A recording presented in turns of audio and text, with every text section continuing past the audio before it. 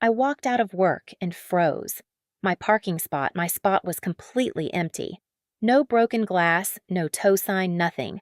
Just a dead patch of asphalt where my 2023 Camry should have been.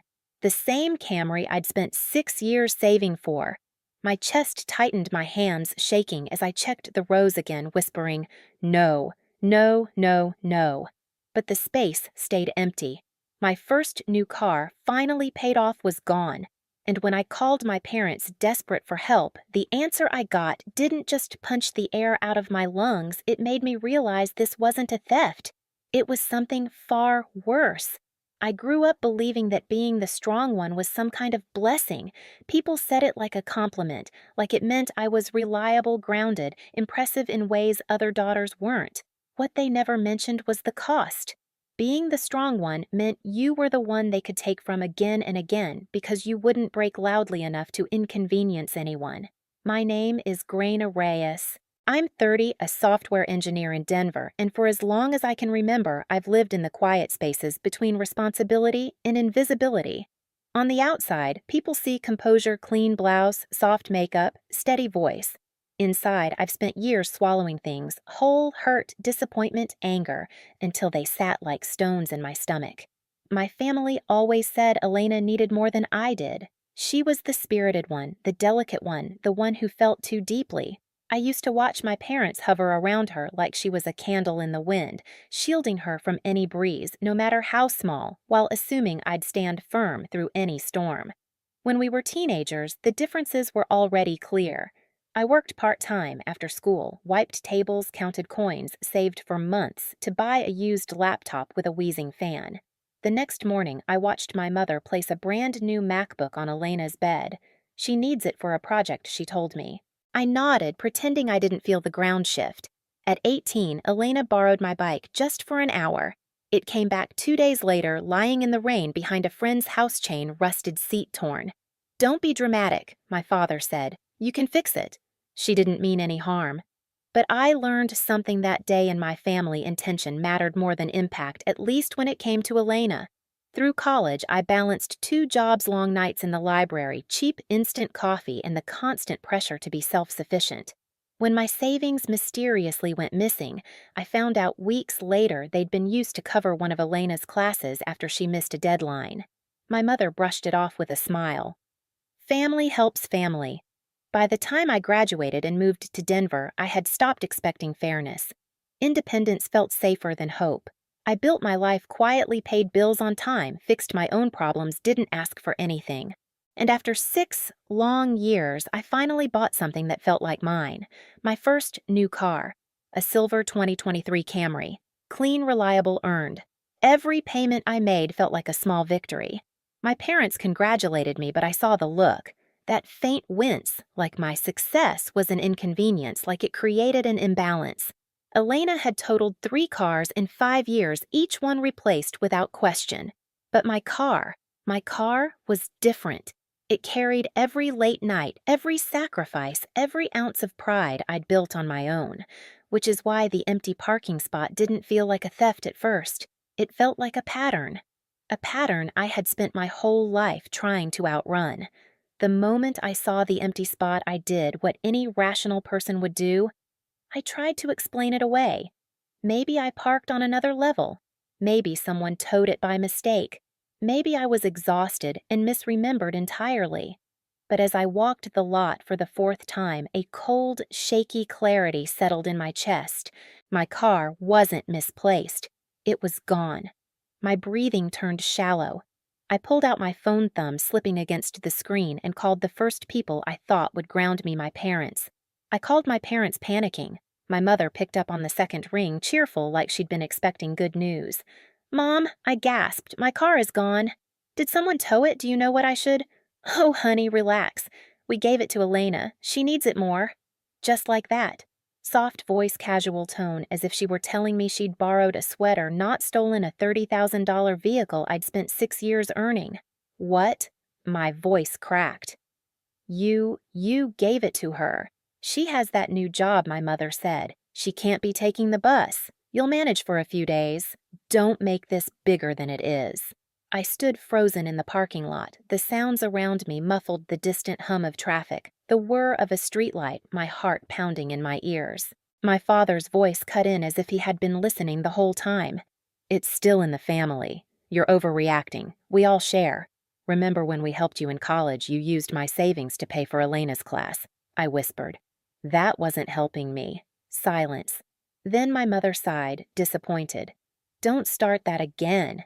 Your sister is trying. She's had a rough time. Rough time. The same rough time she'd been having for 10 years. Images hit me hard. Elena crying after totaling her first car, my parents hugging her, telling her it was bad luck. Elena smashing the second one while texting the front end folded like paper, my father saying she's shaken. Don't scold her. Elena partying too hard, totaling the third, my mother murmuring, "She needs support, not judgment." 3 cars, gone in 5 years. And now mine, my first new car. My small miracle had been handed to her like a spare pair of shoes. "Mom," I said slowly, "I didn't give anyone permission. You took my key. You took my car. We borrowed it," she insisted. "Stop being selfish." Selfish. The word cut deep, familiar like an old bruise. I felt something inside me bend, then snap. All those years of swallowing things, of fixing what wasn't mine to fix, of pretending their choices didn't hurt me. Every ignored boundary. Every time they said I was strong enough to handle it, but I wasn't strong in that moment. I was shaking with a rage so quiet it almost felt cold. "Give Elena a few days," my father said. "She'll bring it back." "No," I said. "She won't." My mother's voice sharpened. "Don't do anything stupid, Grain." But they'd already used the one word that always revealed their truth: family. Family was the shield they hid behind. Family was the excuse for every violation. Family was the leash they counted on me never cutting. For the first time, I saw it clearly. I wasn't the strong one. I was the one they expected would never fight back. Not anymore. I pulled the phone from my ear. My mother's voice was still coming through, scolding, urgent, but I didn't listen. I hung up, I whispered to myself, and dialed 911. Officer Ruiz arrived 20 minutes later, the evening sun sinking behind the Denver buildings, leaving everything washed in orange. When she stepped out of her patrol car, her presence alone made the ground feel steadier. I handed her every document I had: registration, insurance, payments, my fingers still trembling. "All under your name?" she asked. "Yes." "Completely mine." She nodded, expression tightening just slightly. "And no one had permission to take it." No one. Hearing myself say it aloud, clearly, firmly, felt like stepping onto new ground. Ruiz photographed the empty spot, glanced at the security camera overhead, and radioed in a bolo. When she said Elena's name into that radio, my sister's name, it punched the air out of my lungs. "Family theft cases are still theft," she added. "The law doesn't make exceptions for feelings."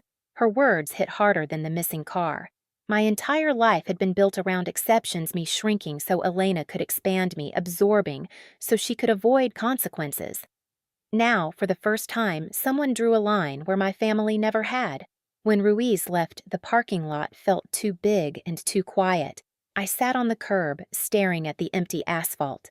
This should have felt like victory, like reclaiming something. Instead, guilt tangled around my ribs. My parents' voices replayed in my mind, selfish, dramatic, ungrateful. The words I'd been branded with since childhood. Walking back to my building, I felt hollow. My apartment, usually my sanctuary, felt foreign.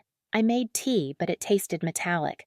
I sat on the couch in the dark, the city lights flickering against the windows, and let myself feel the weight of what I'd done. Reporting your own family isn't a clean decision. It scrapes at every old loyalty, every inherited script. But when I thought of Elena behind my wheel, laughing, posting, maybe telling people it was hers, my stomach twisted. She hadn't called. Not once. Not even to ask if I was okay. Neither had my parents. That silence said everything. Later, my phone lit up, unknown numbers, relatives, all echoing the same message: drop the report. Don't ruin the family, be understanding. Not a single call asking if I had a way home. For the first time, I didn't answer. It wasn't strength. It was exhaustion. And somewhere in that exhaustion, something new took shape resolve. They had crossed a line, and this time I wasn't going to erase it. 3 days after I filed the report, the call came while I was at my desk. I'd barely slept, barely eaten, living in that suspended place between fear and stubbornness. When my phone buzzed with Officer Ruiz's name, my breath caught. "We located your vehicle," she said. "Your sister was stopped for speeding near Aurora. The car's been impounded." Impounded! The word hit like a wave, relief, anger, dread, all tangled together. "And Elena?" I asked quietly. "She's fine. She's being questioned now." Fine.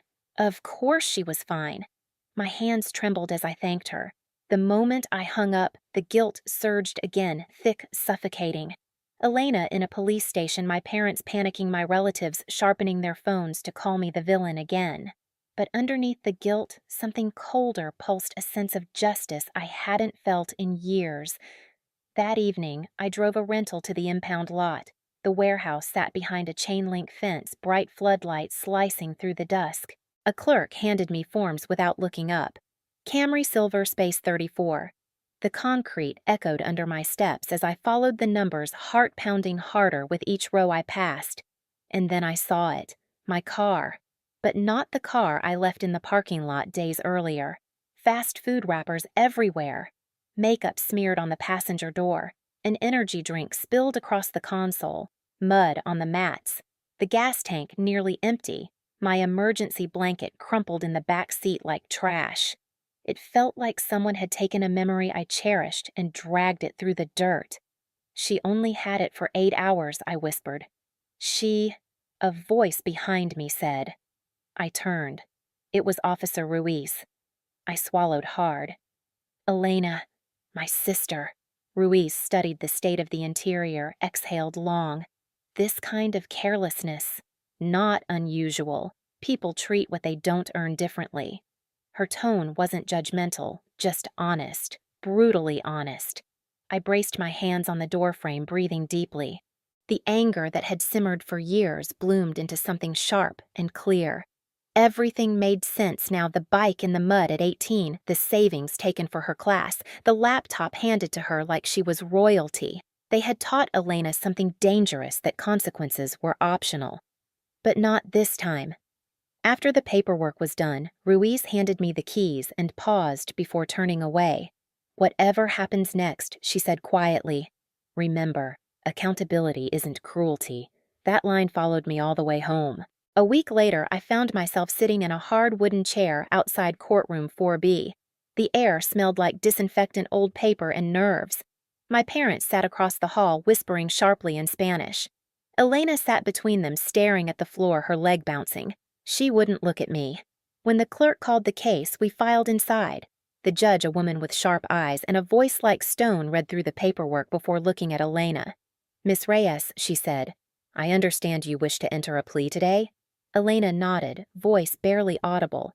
"Yes, Your Honor. Please read your written statement aloud." I didn't blink. I wanted to hear every word. Elena unfolded the paper with shaking hands. Elena Reyes. Admit that I took my sister's vehicle without permission. I knew the car was not mine. I took it anyway because I assumed she would forgive me.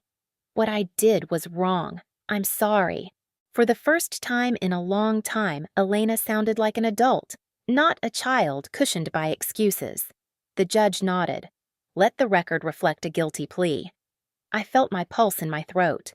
Given the circumstances, this court sentences the defendant to 6 months of probation, a 1-year license suspension, and restitution to the victim for impound fees. The gavel hit wood. My parents gasped audibly. My mother's hand flew to her mouth. My father tensed, like someone had punched him. But what stunned me most wasn't their reaction.